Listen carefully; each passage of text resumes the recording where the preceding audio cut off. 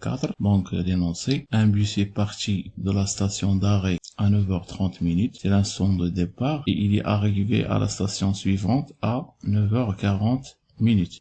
Sachant que la distance entre les deux stations est 7,2 km. La première question, déterminée en km par heure, puis en mètres par seconde, la vitesse moyenne du mouvement de ce bus entre les deux stations. Donc, premièrement, la vitesse moyenne. Donc, la relation de la vitesse, on sait que la vitesse moyenne est égale à la distance parcourue sur delta t. Alors, avec, donc, la distance égale à 7,2 km, c'est déjà dans l'énoncé. Pour la durée, delta t est égal à t d'arrivée moins t de départ. Revenons à l'énoncé. Donc, nous avons 9h40 moins 9h30. Ça va nous donner 10 minutes. Bien sûr, vu que on cherche à exprimer ça en kilomètres par heure, donc je me suis obligé de convertir en heure. Donc pour convertir en heure, il suffit de diviser par 60. Donc finalement, on aura 0,16 heures. Donc application numérique, on remplace la distance par 7,2 et la durée par 0,16. Donc nous avons VM égale la distance, c'est 7,2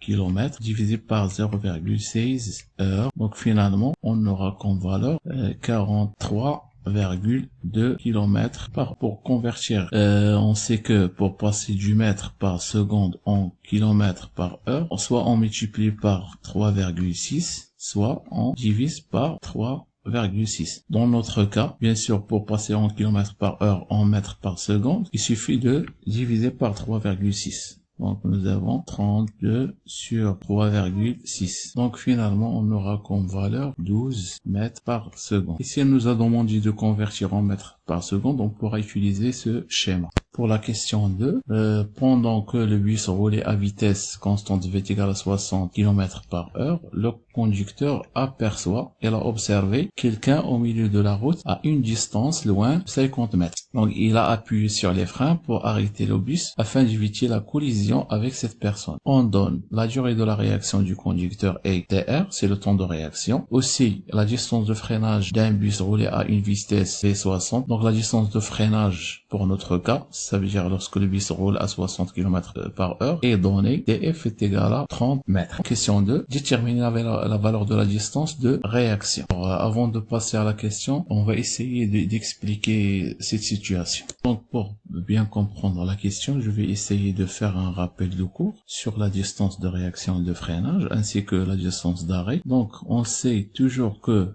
lorsqu'un conducteur observe ou bien aperçoit un danger quelque part situé loin de la véhicule, bien sûr, lorsque cette personne voit ce danger, tout d'abord, elle va faire une réaction. Et lors de la réaction, bien sûr, cette réaction, ça demande du temps. Donc, le temps de réaction, c'est environ 1 seconde. Bien sûr, pendant cette durée, la voiture roule à vitesse constante jusqu'à un point B où le conducteur commençait à freiner. Ça veut dire c'est le début de freinage. Cette distance entre A et B, ça veut dire à partir de l'instant où on voit le danger jusqu'à le début de freinage, notez DR, c'est la distance de réaction. Bien sûr, cette distance de réaction, elle dépend de deux choses, du temps de réaction TR ainsi que la vitesse de la voiture. Donc, dans ce cas, nous avons V égale à DR sur TR, ce qui va nous donner que la distance de réaction est égale au produit de V fois TR.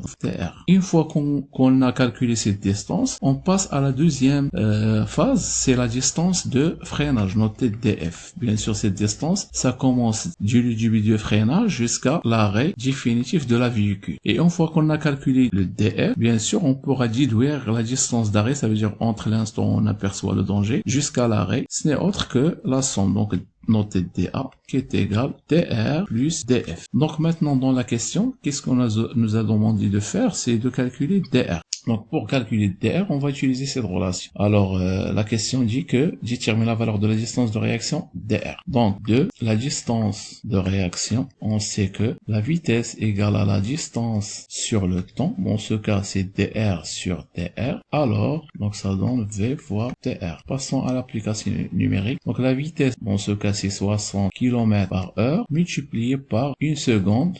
Donc la vitesse c'est 60 et la durée de réaction c'est 1 seconde. Bien sûr, les unités ne sont pas homogènes. Qu'est-ce qu'on va faire? On va essayer de convertir cette vitesse en mètres par seconde. Donc on va utiliser ce schéma. Pour passer du kilomètre par heure en mètres par seconde, il suffit de diviser par 3,6. Donc 60 sur 3,6 mètres par seconde multiplié par 1 seconde. Donc je simplifie par seconde.